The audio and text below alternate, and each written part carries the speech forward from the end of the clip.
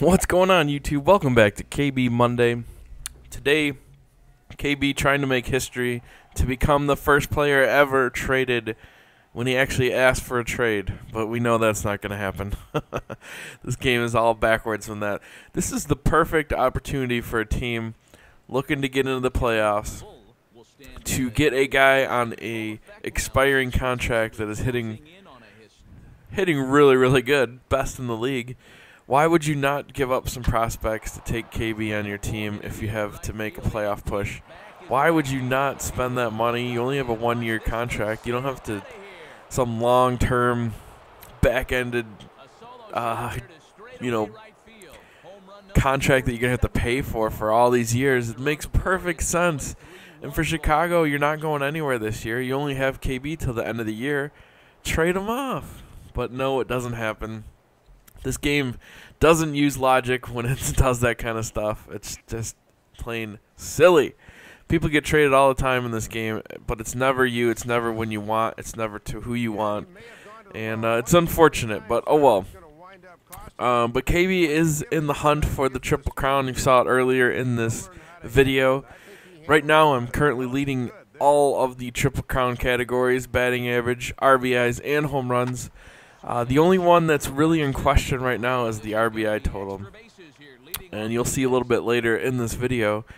I do get opportunities for RBIs, and then the guy at first base tries to steal constantly, and it just is killing my RBI numbers. Constantly tries to steal second base, and constantly gets thrown out. It is so annoying. And here you go. Dude tries to steal for second, no dice. And I swear to God, he's been picked off, or thrown out at second, stealing second, I should say, at least 15 times. I am not even exaggerating at all. It has been ridiculous, and that's really costing KB. KB is a power hitter, meaning he hits doubles, triples, home runs. He is a power hitter by trait. Why would you take your guy that is on base when KB is up, especially a guy that can't steal very good, and you continue to try to steal him to get to second base, to put him in scoring position when KB is a power hitter? It just doesn't make any sense. And a lot of times when that first base becomes open, KB's going to end up getting walked anyway. So it just does not make any sense to keep trying to steal a guy that clearly cannot steal bases. And it's really killing KB's numbers. But you could see the stats there. I talked over it because I was so bitter. But I am currently leading all three Triple Crown categories. The one that is in jeopardy, like I said before, is the RBI total. But I get an RBI there. Of course, it's a solo shot. Tons and tons of those in the Chicago Cubs uniform. But I just want to give you a little heads up of what's going on this week. I have some days off. I took some days off. I have like 3 weeks of vacation that I have to take by the end of the year. So figured I'd take some time off when Black Ops 2 comes out tomorrow. Probably going to the midnight release tonight because I am a huge nerd. But more than likely, I'm going to be live streaming Black Ops 2 most of the day tomorrow during the day and probably into the night. I don't know exactly how that's going to go, but I'm going to be playing it a lot. And because I'm going to be playing a lot, I'm definitely going to be starting to post a little bit more Call of Duty content on the channel. So expect to see some Black Ops 2 and this guy getting thrown out at second base trying to steal again like an idiot. But definitely going to be playing some Black Ops 2 this week, so live streaming probably a lot. So make sure you click that follow button when you get on my twitch.tv/Bafe channel. I'm going to continue posting baseball and basketball, so don't worry. I'm going to try to do some more hockey as well. But definitely going to mix in some Black Ops 2 as well. I'm hoping the game's going to be great. I ended up picking up Halo 4, but the game is not that fun. So I'm really, really hoping that Black Ops 2 is going to be as good as advertised, because everything I've read and everything I've looked at looks like the game's going to be great. But we say that every single year with Call of Duty games, and you never know until you start playing it. And again, you never know until you're probably a month into it. The first week, you're going to be like, this game is fantastic, it's awesome, it's amazing, because everything's brand new. new weapons, new maps, new play styles, new perks, new kill streaks, all that kind of stuff is going to be out there that first week. So you're going to just be in awe of all the new stuff that's in there, the changes, the difficulties, all that kind of stuff. That's all going to be the first week.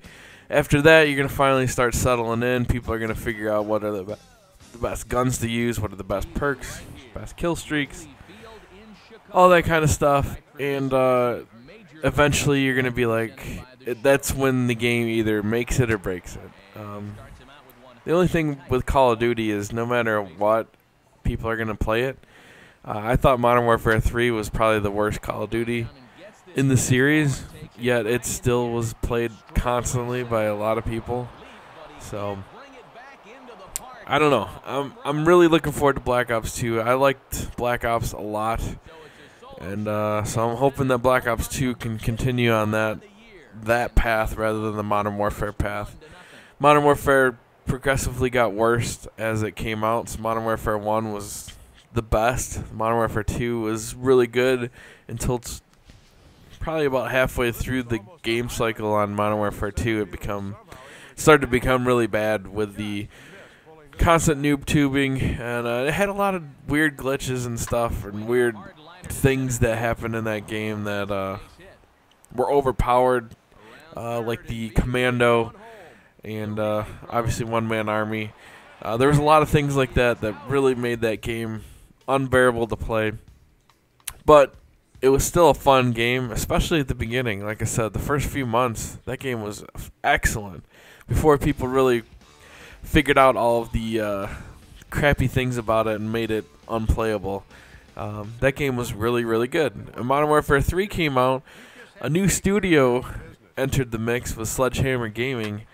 And they just kind of tried to take all the ideas from the other games and slap them all together, and just didn't. To me, it just didn't work out very good.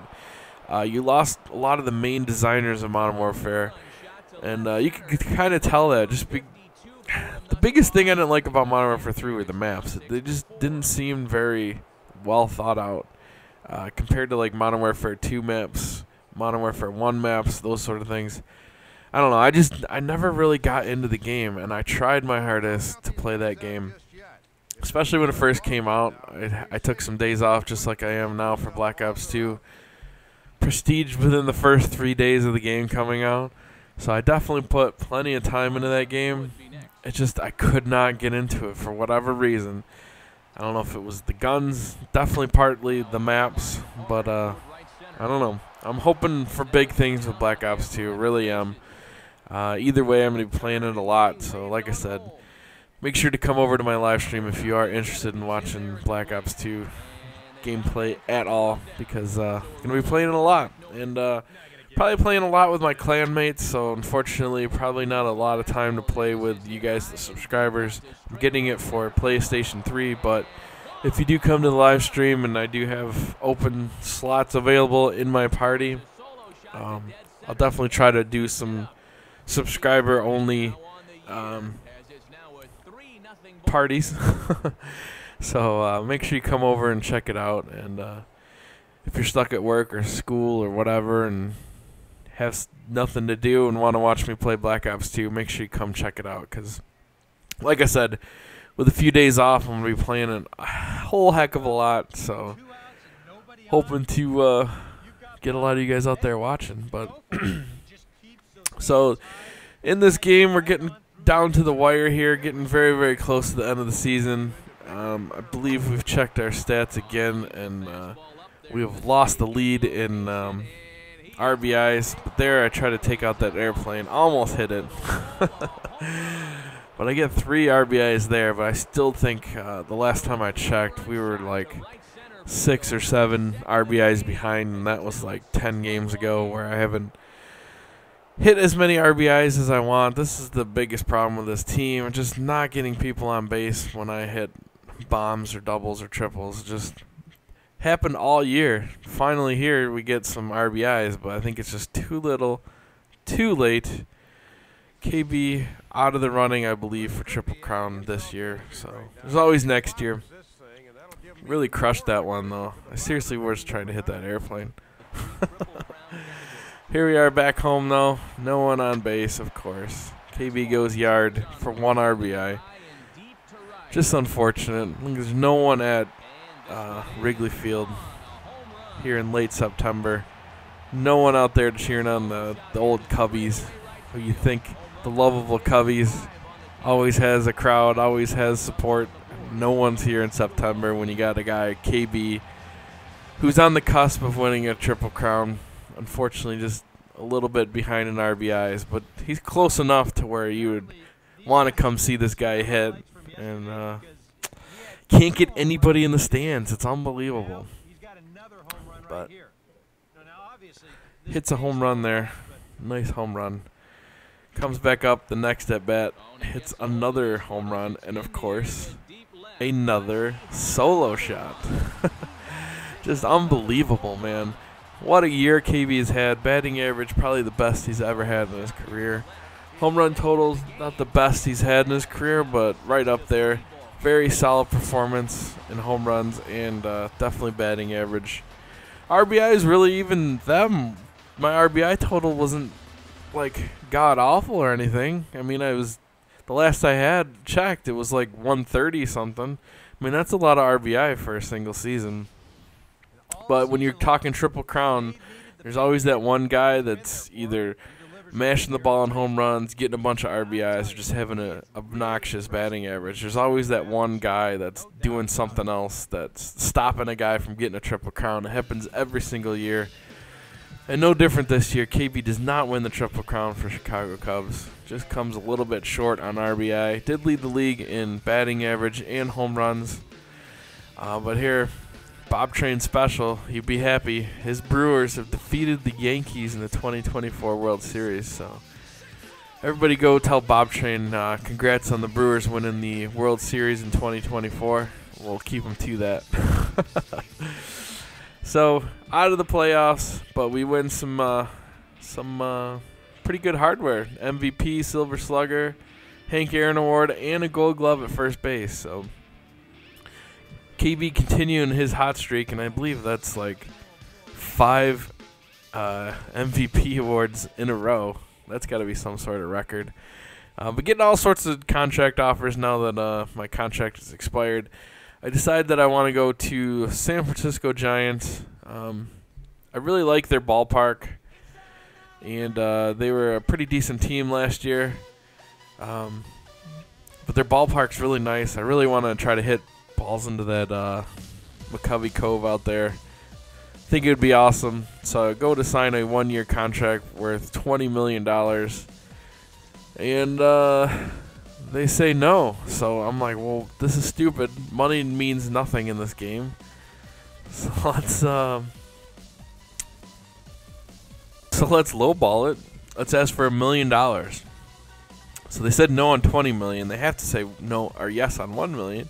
And then they counter it for 5 years, $101 million. I'm like, are you out of your mind? I just said 1 year, $1 million, and you say that you want to give me $101 million?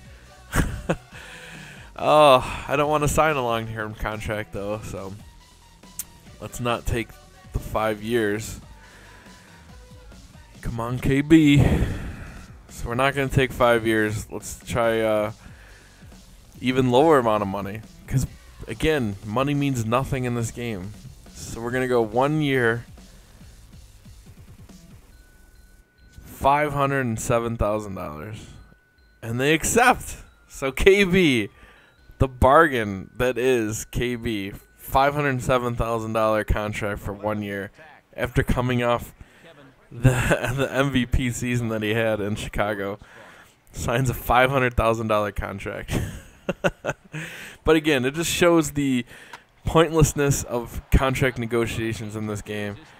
Hopefully they figure that out, because I would like money to do something in this game. Like what they do in NBA 2K13 is they have this virtual currency that you get that you use to buy different clothes, different accessories, updates your attributes, gives you custom skills or important skills like slam dunking over people or being consistent three-point shooter, stuff like that. So everything's tied into this VC. And then your contracts, when you negotiate your contracts, it's all based on how much VC you're going to earn that year. So I really would like something like that with MLB. Mix the training points and the your salary into one pool that you can use for all sorts of stuff. But I digress. We've talked about this before. Appreciate the watch. I know this is a long video, but I know you guys like long videos. All right, guys. Talk to you soon. Peace.